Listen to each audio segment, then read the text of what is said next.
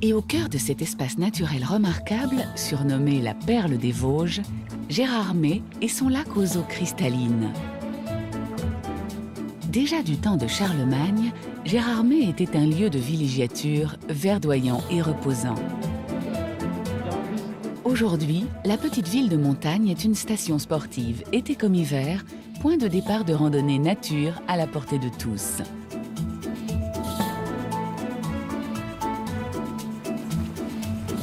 Yannick est vosgien depuis toujours. Il y a encore 6 mois, il travaillait en ville, tout en bas dans la vallée. L'hiver dernier, il a quitté la vie urbaine pour devenir accompagnateur en montagne. Aujourd'hui, son bureau, c'est ce paysage somptueux.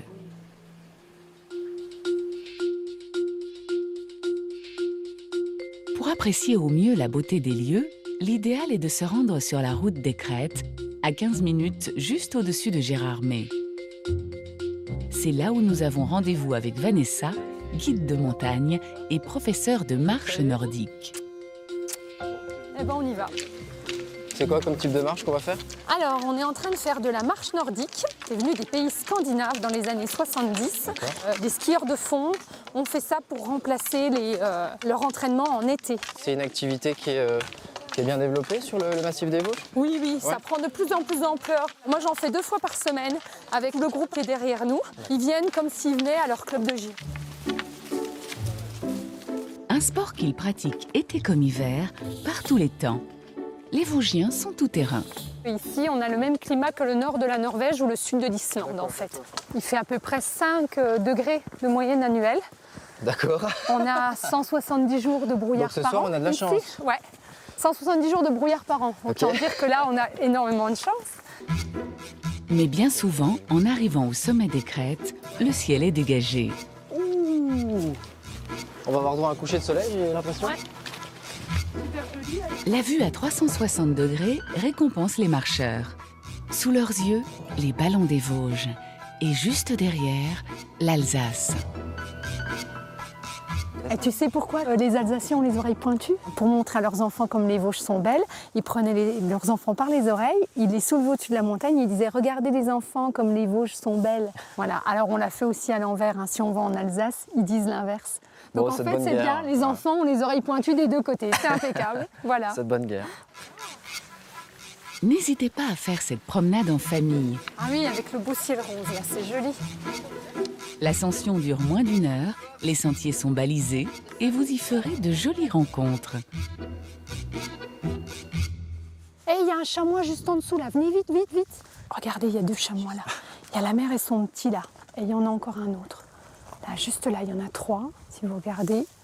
Et le soir, alors ici, ils ne sont pas peureux parce qu'en fait, ils ne sont pas chassés. Ils sont très habitués aux marcheurs. Ils voient qu'il n'y a pas de danger.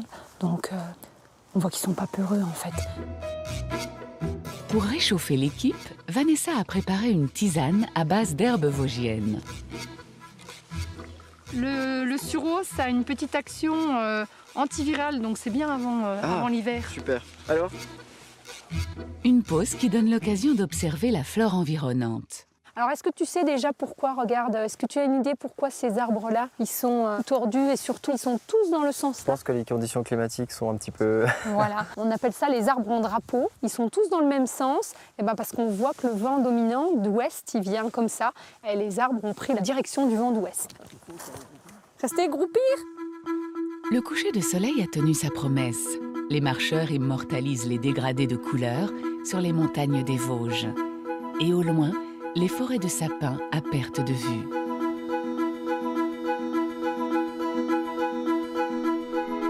Des sapins qui recouvrent la moitié du territoire vosgien. Ils sont l'emblème du pays. C'est même ici qu'est née au XVIe siècle la tradition du sapin de Noël. Ces sapins sont aussi à l'origine des fameux bonbons vosgiens connus dans le monde entier. Une gourmandise à laquelle Yannick souhaite nous faire goûter. Bonjour Fabienne. Salut. Comment vas-tu? Ben super. Et c'est son amie Fabienne qui va nous régaler. Inventé en 1927 par un pharmacien des Vosges, le bonbon à l'essence de sapin ou à l'eucalyptus est encore fabriqué ici, dans cette confiserie familiale. ici, on fabrique les plaques de bonbons. On va voir Damien qui fait les plaques. Il va verser sa pâte. Alors par contre, faut pas que tu mettes tes doigts parce que c'est très chaud. C'est à 145 degrés. Je touche pas. Elle n'est pas encore aromatisée. Là, elle a que le goût du sucre cuit. La pâte à bonbons, c'est tout simple. De l'eau, du sucre et du glucose. Il manque juste la touche vosgienne, l'essence de sapin. Sans. Je vais vous en mettre plein le nez. Donc là, c'est l'opération qui est un petit peu délicate, puisqu'on doit incorporer le parfum à l'intérieur de la pâte à bonbons. On en a toujours un petit peu qui reste à la surface. C'est ce que vous recevez dans le nez. Sucer un bonbon au sapin dégage les voies respiratoires et a même un effet antiseptique. J'avais un petit rhume ce matin, c'est nickel. C'est vraiment... Là, tu repartiras sans le rhume. Ah, merci. C'est une huile essentielle de bourgeon de sapin qui est mise dans la pâte à bonbons. Et c'est fait à Gérard Mitte. C'est ça qui va donner vraiment le bon goût au bonbon. Donc c'est vraiment un bonbon local. Ah oui. Hein? Alors C'est celui-là, du- 100% vosgien. C'est pas un vosgien. Ok. Vosgien, on peut pas faire plus vosgien. Bah Damien, il va me former, hein? Moi, je vais venir passer quelques jours ici et puis... Il n'y a pas de souci, on a du travail pour toi. La pâte à bonbons passe ensuite dans un laminoir. Yannick doit candir les plaques obtenues. Alors bien dans le sucre. Je suis facile. C'est Non, pas mal, là, plus non? dedans. Pour la deuxième fournée de bonbons, Yannick a une mission un peu plus délicate. Alors, Alors, tu trempes tes mains dans le seau de glucose. Dans un sens, dans l'autre sens. On va faire comme un carré. On lève. Remplir des petits seaux de pâte de glucose. Je te remontre. Regarde, voilà ça c'est une boule de confiseur. bah C'est un écoute, je sais pas comment te dire. Est-ce que j'ai le droit de deuxième chance? Oui. Bien sûr. Tu lèves. C'est pas un métier facile, hein? Vas-y, lève. Et tu lâches. Tu reprends dans l'autre sens et seulement après tu fais ta boule. Tu tournes. Voilà, maintenant tu tournes. C'est pas du tout une boule! Voilà. Tu peux en refaire une petite? Faut remplir. Non, parce que je commence à être bien là au niveau de la boule, alors... Et regarde pas, regardez ça. Super. Ouais. Bon, Oh, c'est la salle... salle d'emballage. Salle d'emballage, et c'est la salle où on casse les bonbons. Donc, tu as sucré les plaques. Tu as Bonjour. mis la main à la pâte. Et maintenant, si tu veux tester la, Oui. la casse des bonbons, elle nous casse les bonbons, là, hein, t'as pas remarqué? Je me suis pas... Bon, c'est un peu bruyant. Hein. C'est vrai qu'on a toujours fait des bonbons en plaques parce qu'autrefois, les confiseurs n'avaient pas de moule pour donner la forme à leurs bonbons. Donc, ils fabriquaient des plaques qui cassaient ensuite eux-mêmes. Et on coupe des petits bouts, pas trop gros ni trop petits. Laissez faire. Allez hop. Une fois coupées, les plaques jaunes sucrées par Yannick donneront les fameux bonbons au sapin.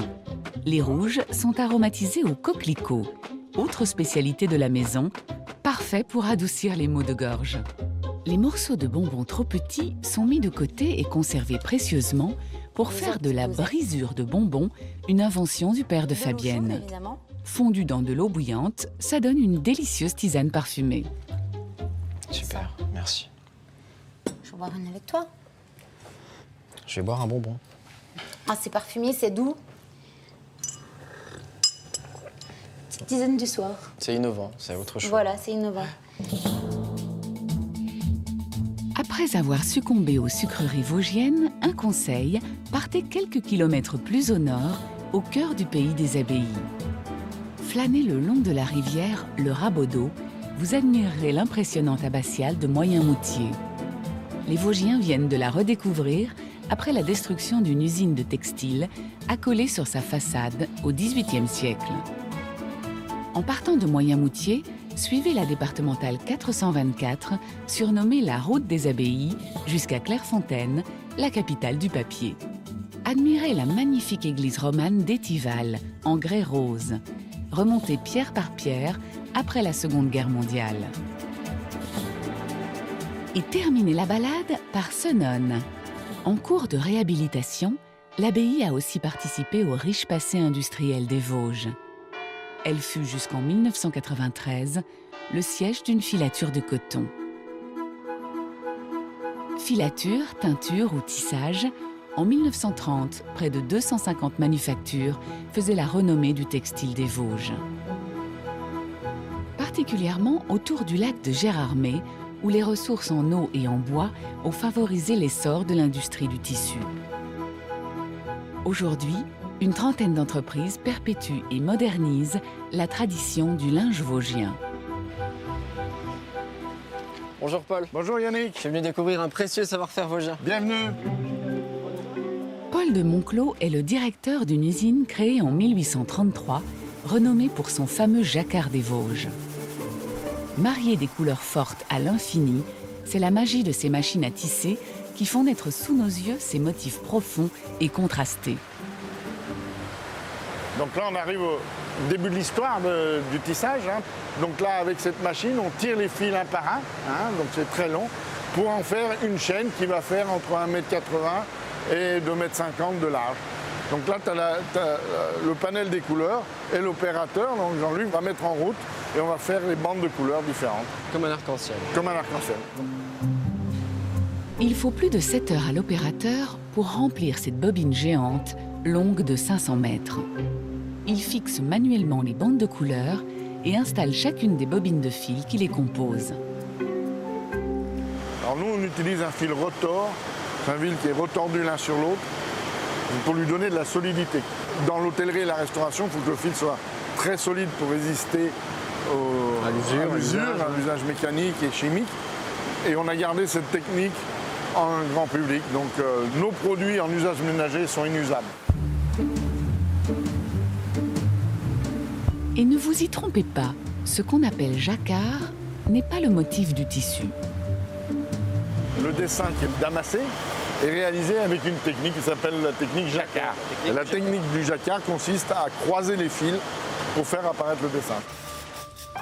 Du linge de table que l'entreprise vend aux restaurants étoilés des 4 coins du monde.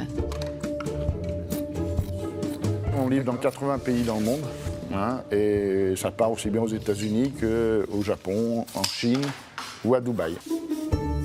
Avant de voyager, ce motif traditionnel vosgien a habillé toutes les tables de la région depuis des générations. Alors ça, c'est vraiment un tissu que je connais, que j'ai connu chez mes parents, chez mes grands-parents. C'est vraiment quelque chose que j'identifie parfaitement. La technique sûrement de tes grands-parents, la couleur peut-être pas sûr. Et ce produit-là particulièrement, on a mis aussi une résine pour qu'il soit facile à entretenir, toi avec une éponge. Oui. Quand j'ai fait quelques tâches, ça part tout seul. Ouais. Super. Bon, je la prends. Hein. Ben, je t'en prie. Hein? Voilà. M'en vais. Voilà de jolies tables en perspective pour Yannick, si fier de cette renaissance du linge vosgien. Partons à 15 km au sud du lac de Gérardmer pour découvrir une autre tradition des Vosges, gastronomique cette fois. Au milieu d'une nature éclatante et préservée, allez goûter le Münster, le fameux fromage fabriqué dans ces montagnes depuis le 7e siècle. Yannick en est friand. Pour nous, il s'est levé à l'aube, juste à temps pour la traite des vaches. Bonjour Yannick. Catherine, bonjour. Alors on vient visiter la ferme? Ouais, avec plaisir, ouais, pas de souci, je suis parti. Donc on part à la traite. Venez, Ok, je vous on y emmène va. voir Philippe. Viens. Ici, à la ferme du Lejol, la famille de Catherine produit du Münster depuis 4 générations. Un fromage qui bénéficie de l'appellation d'origine contrôlée. Chez nous, notre Münster, il est au lait cru. Mais dans les industries, tout ce qui est coopérative, ils pasteurisent leur lait. J'arrive pas. Ça part pas. Faut y aller peut-être plus fermement. Bah, j'ose pas trop encore. Allez, Ah, super. je te propose de trinquer. Alors, tout juste sorti du pied de la vache, quoi. Tout à fait, C'est ça 37 degrés. 37 degrés. Voilà, là, c'est comme ça qu'il va partir à l'atelier Münster. Tout de suite, on l'emmène et ça va devenir du Münster et on va commencer à le mouler à midi. D'accord. D'accord, 38 Ok. degrés, c'est idéal. Donc là, je suis un vrai privilégié, là. Voilà, la traite du matin. Allez, Ouais, super. chin, à Merci, la tienne. Catherine. À peine recueilli, le lait cru ne doit pas refroidir. Le bidon tiède file vers la fromagerie pour être immédiatement caillé. Il est ensuite découpé en petits cubes pour séparer le petit lait du lait caillé. Après évacuation du petit lait, le lait est versé dans des moules qui donneront sa forme définitive au fromage. Un vrai concentré de calcium. Il faut 8 litres de lait pour réaliser 1 kg de Münster. Enfin, le fromage est salé. C'est le sel qui lui donnera sa belle croûte dorée. Une croûte pour l'instant blanche et molle. Encore 4 semaines de travail avant que le fromage frais ne devienne du Münster. On va visiter la fromagerie. D'accord. Donc là, c'est la salle d'affinage. Je passe devant toi, viens. Voilà. Et là, on entre.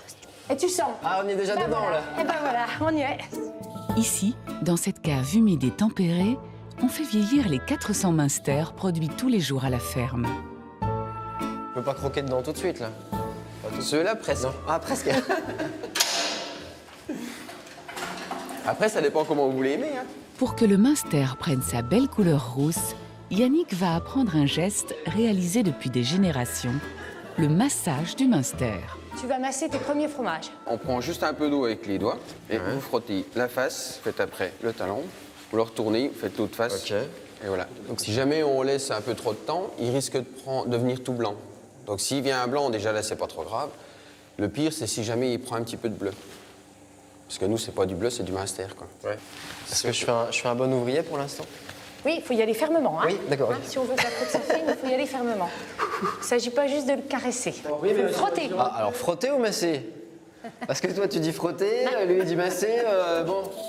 Et pour les gourmets, une partie de la production est aromatisée avec des graines de cumin. Une tradition qui remonterait au XVIe siècle. Et les gens qui avaient du mal à digérer le Münster, dans le temps, on leur conseillait de mettre du cumin. Et en plus, ça donne un petit goût assez relevé, assez sympa, parfumé, ouais. Assez parfumé. Le Münster fermier est affiné et massé pendant 4 à 5 semaines avant d'être prêt à la dégustation. Un conseil, pour mieux apprécier le Münster fermier, préférez la belle saison, de mai à octobre, quand le lait est riche et parfumé. C'est là que le Münster est le plus crémeux. Et voici une idée pour le déguster en hiver, la raclette au Münster. À table! Allez. Allez, venez! Chaque semaine, Catherine régale toute l'équipe de sa ferme avec ce plat agrémenté des charcuteries fabriquées sur place.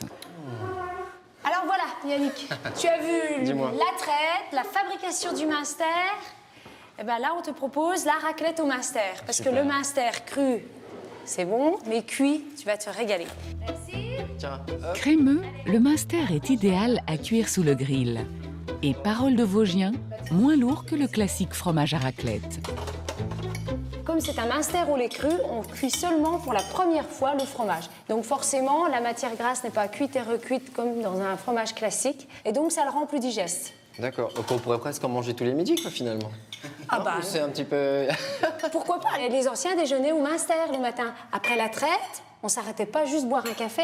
Non, non, on mangeait des tartines de Münster, on les mettait dans le four à bois, dans la cuisinière à bois, et ils fondaient et on mangeait ça avec un œuf. Ah, c'est vrai. Attends, je vais en prendre un petit. Regarde comme ça. Alors, qu'est-ce que t'en penses de notre raclette au Münster? Je me régale, Catherine.